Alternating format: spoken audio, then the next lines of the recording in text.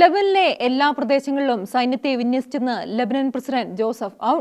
ബെയ്റൂട്ടിലെ Israel സൈനിക നടപടിക്ക് പിന്നാലെയാണ് നീക്കമുണ്ടായത്. ലെബനനെ യുദ്ധത്തിലേക്ക് വലിച്ചിഴയ്ക്കാനുള്ള നീക്കമാണ് ഹിസ്ബുള്ളയുടെ ഭാഗത്തുനിന്നും നടക്കുന്നതെന്ന് പ്രസിഡന്റ് പറഞ്ഞു. നവംബറിലെ വെടിനിർത്തലിന് ശേഷം വീണ്ടും മേഖലയിൽ അശാന്തി പടരുകയാണ്. നവംബറിൽ അമേരിക്കയുടെയും ഫ്രാൻസിന്റെയും മധ്യസ്ഥതയിൽ ഇസ്രായേലും ഹിസ്ബുള്ളയും തമ്മിൽ നിലവിൽ വന്ന വെടിനിർത്തലാണ് കഴിഞ്ഞ ദിവസം ഹിസ്ബുള്ള ലംഘിച്ചത്.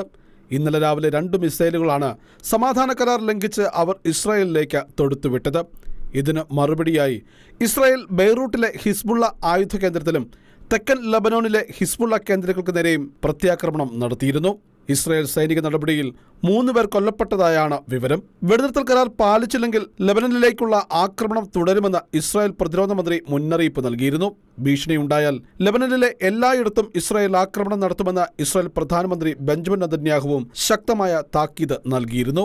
ഇതിനാലാണ് പെട്ടെന്നുള്ള നടപടിയുമായി ലെബനൻ പ്രസിഡന്റ് ജോസഫ് ഔൺ രംഗത്തെത്തിയിരിക്കുന്നത്. ലെബനനിലെ എല്ലാ പ്രദേശങ്ങളിലും സൈന്യത്തെ വിന്യസിച്ചെന്ന് പ്രസിഡന്റ് വ്യക്തമാക്കിയിരിക്കുന്നു.